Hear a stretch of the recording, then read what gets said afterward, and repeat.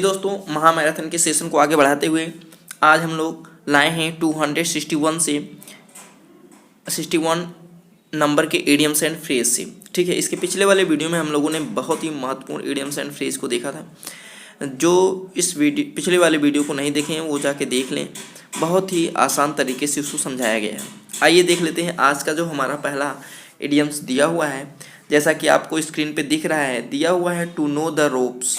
To know the ropes, ropes माने होता है रस्सी, टू नो माने जानना, द रोप्स माने रस्सी को, रस्सी को जानना। ध्यान दीजिए, जब हम लोग नाव चलाते हैं, नाव या जहाज होता है तो उसमें कई रस्सियाँ होती हैं, तो रस्सियों को जानना, तभी आप किसी भी चीज़ को अच्छी तरीके से चला सकते हैं या समझ सकते हैं।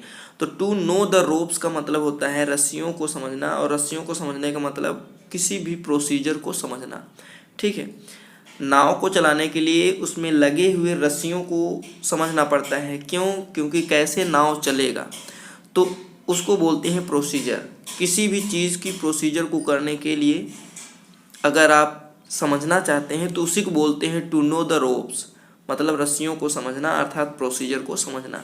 तो इस तरीके से to recognise the lost things, खोए हुए चीज़ों को पहचानना गलत हो जाएगा। टू डू रिजिंग या रिगिंग, रिगिंग का मतलब होता है जहाज की रस्सी। ठीक है, या मस्तूल या पाल की संख्या, उसी को बोलते हैं, तो ये आपका गलत हो जाएगा। To know the procedure of doing a job, किसी भी जॉब को करने का प्रोसीजर, प्रावधान या प्रोसेस, उसी को बोलते हैं। तो ये आपका ऑप्शन नंबर सी हो जाएगा। ठीक है, ऑप्शन नंबर सी सही हो जाएगा। टू फ्लॉग, फ्लॉग का मतलब होता है कोड़े मारना, तो यहाँ पे कोड़े मारना नहीं होगा, तो इस तरीके से आपका ऑप्शन नंबर डी भी गलत हो गया। ऑप्शन नंबर सी इसमें सही होगा। ठीक है, चलिए आइए चलते हैं हम नेक्स्ट इडियम्स पे। जैसा कि आपका दिख रहा है, to give the devil his due. To give माने देना, द डेविल माने जो शैतान होता है, हिज माने अपने, ड्यू, ड्यू का मतलब होता है शुल्क, ड्यू का मतलब शुल्क होता है। अब बताइए, डेविल अपना शुल्क देगा? राक्षस है, वो कभी अपना शुल्क देगा? नहीं देगा, ये तो उसके खिलाफ चला गया। अर्थात to be just a person even though he does not deserve such treatment. ठीक है, to be just to a person, ऐसा व्यक्ति, इवन दो जैसा कि ही डज नॉट डिजर्व, कि वो जिसे डिजर्व नहीं करता है, सच ट्रीटमेंट, इस प्रकार के व्यवहार को वो ट्रीटमेंट नहीं करता है। अर्थात उसके व्यवहार से शैतानों को शुल्क नहीं देंगे, वो शैतान शुल्क नहीं देंगे, अर्थात उनके व्यवहार के पलट कोई चीज़ करना। तो ये ऑप्शन नंबर ए में दिख रहा है, ऑप्शन नंबर ए में वही चीज़ दिख रहा है। ठीक है, दूसरा देखिए इसका option, to surrender one self willingly when one's mistake is detected, गलती पकड़े जाने पर अपने आप सरेंडर कर देना, ये आपका गलत होगा। To punish an innocent person, एक निर्दोष व्यक्ति को दंडित करना, ये भी गलत होगा। To punish a guilty person, एक दोषी व्यक्ति को दंडित करता है। इस तरीके से आपका ये तीनों गलत होंगे, पहला वाला ऑप्शन इसमें सही होगा। ऐसा व्यक्ति जिसके फेवर में कोई चीज़ नहीं होता या वो उसके विपरीत कोई काम करता है, जैसे कोई सत्यवादी व्यक्ति होता है, वो गलत काम नहीं कर सकता है, वो उसके विपरीत है। उसी तरीके से जो शैतान है शुल्क जमा कर दे, ये उनके विपरीत है। ठीक है, चलिए आगे हम लोग देख लेते हैं हमारा जो अगला इडियम्स दिया हुआ है। जैसा कि दिया हुआ है इन the swim, in the swim का मतलब होता है करंट में क्या हो रहा है उसकी जानकारी रखना। ठीक है, तो इन द स्विम का, वैसे स्विम का मतलब होता है तैरना, अर्थात आप करंट की जानकारी को लेकर जागरूक हैं, तो करंट की जानकारी को समझना, उसी को बोलते हैं इन द स्विम। तो नोइंग लेटेस्ट करंट थिंग्स, ये आपका सही हो जाएगा। Cross a river by a boat, ये आपका गलत हो जाएगा। Cross a river by swimming, जैसा कि ऑप्शन से दिख रहा है, गलत हो जाएगा। To be in the river, ये भी गलत। बहुत ही आसान ऑप्शन दिए हुए हैं, ये तीनों ऑप्शन गलत हो जाएंगे, आपका ऑप्शन नंबर ए हो जाएगा। ठीक है, चलिए आइए हम लोग चलते हैं हमारा जो अगला इडियम्स है, जैसा कि आपको दिया हुआ है to buckle under. To buckle under, तो ध्यान दीजिए, बकल का मतलब होता है ठुमका लगाना, अंडर माने होता है किसी के नीचे।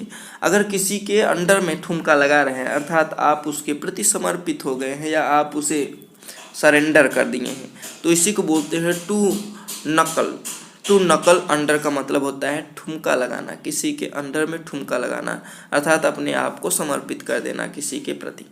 ठीक है, तो to be in crisis, crisis माने होता है संकट काल, तो ये आपका गलत हो जाएगा।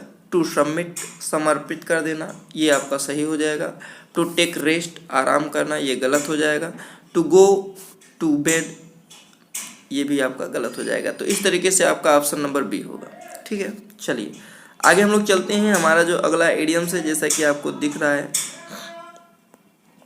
दिया हुआ है, to have a dig at, to have a dig at, to have माने होना और डिग माने गड्ढा, एट एक गड्ढा होना, किसी के लिए एक गड्ढा होना, अर्थात टू क्रिटिसाइज समवन, किसी को क्रिटिसाइज करना, किसी की आलोचना करना, इसी को बोलते हैं to have a dig at, to have a dig at. ठीक है, कहते नहीं अरे ये तो बीच में गड्ढा आ गया है। ठीक है, तो बीच में गड्ढा आ गया है, तो इसको बोलते हैं to have a dig at, अर्थात किसी की आलोचना करना। टू क्रिटिसाइज समवन, तो ये आपका ऑप्शन नंबर ए सही हो जाएगा। टू सो सीड्स, बीजों को बो देना, गलत हो जाएगा। To weed out, weed out का मतलब होता है निकाल फेंकना या निकाल देना, ये भी आपका गलत हो जाएगा। टू प्रेज समवन, किसी की प्रशंसा करना, ये भी गलत हो जाएगा। तो इस तरीके से आपका ऑप्शन नंबर ए होगा। To have a dig at का मतलब होता है टू क्रिटिसाइज समवन। चलिए आगे हम लोग देख लेते हैं।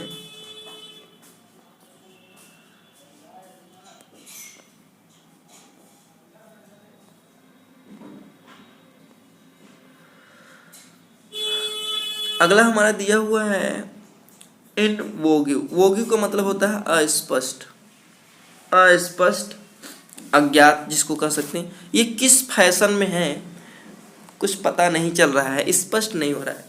तो इन वोग्यू का मतलब होता है फैशन में होना, यह किस फैशन में है स्पष्ट नहीं हो रहा है, पता नहीं चल रहा है। तो इन वोग्यू, वोग्यू का मतलब होता है अस्पष्ट, अर्थात वो किस फैशन में है यह स्पष्ट नहीं हो रहा है, तो इसको इन फैशन हो जाएगा।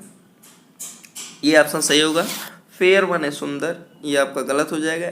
स्मूथ माने होता है मुलायम या सामान्य या चमकीला, ये भी गलत हो जाएगा। टोटल ऑप्शंस, ये भी गलत हो जाएगा। तो इस तरीके से आपका ऑप्शन नंबर ए हो जाएगा। ठीक है, चलिए आइए हम लोग देख लेते हैं हमारा जो अगला इडियम्स है। जैसा कि आपको दिख रहा है दिया हुआ है 3 आवर्स।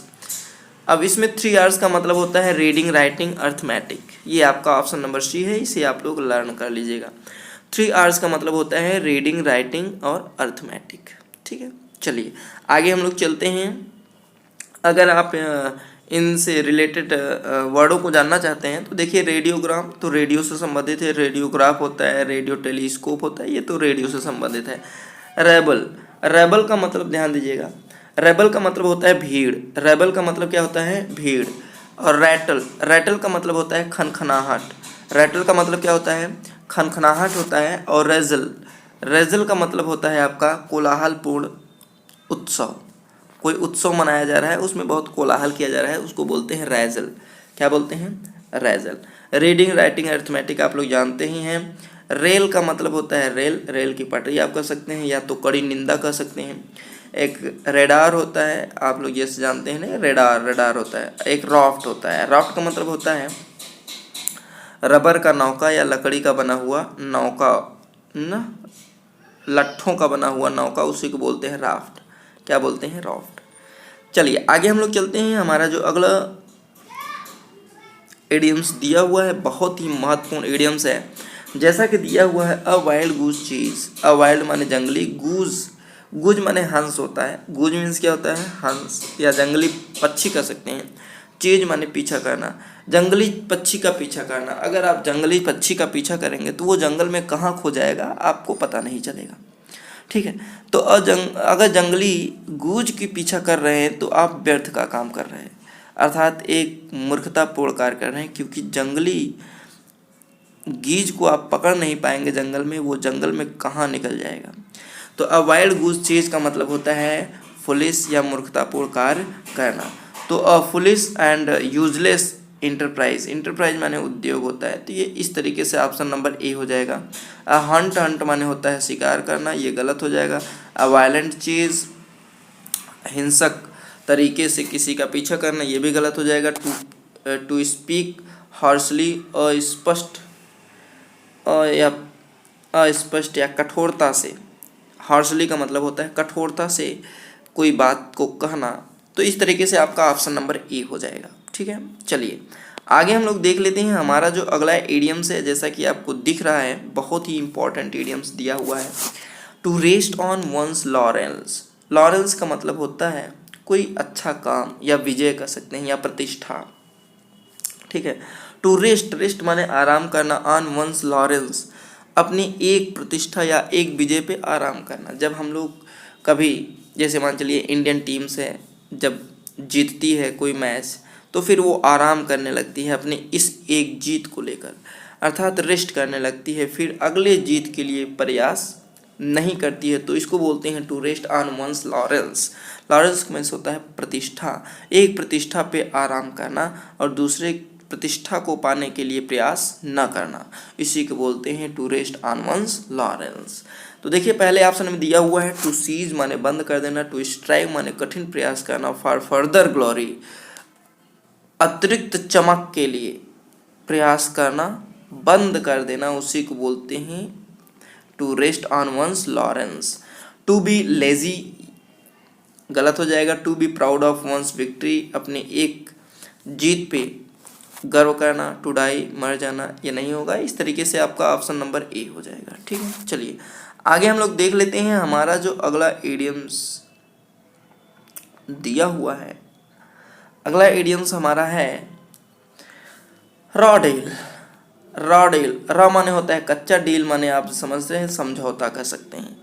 तो कभी कभी ये बोलते हैं नहीं बहुत रॉ डील हो गया है, कच्चा समझौता, रॉ डील हो गया, अर्थात समझौता तो हो गया लेकिन उसमें अनजस्टिस हो गया, अन्यायपूर्ण समझौता हो जाना। ठीक है, तो इसी को बोलते हैं raw deal. Unjust treatment, unjust treatment को बोलते हैं रॉ डील। कच्चा सौदा हो जाना, कच्चा सौदा मतलब गच्चा खा जाना, तो गच्चा खाने का मतलब वही होता है अनजस्ट ट्रीटमेंट, अर्थात अन्यायपूर्ण व्यवहार होना, इसी को बोलते हैं रॉ डील। अनराइप फ्रूट, ये आपका गलत हो जाएगा।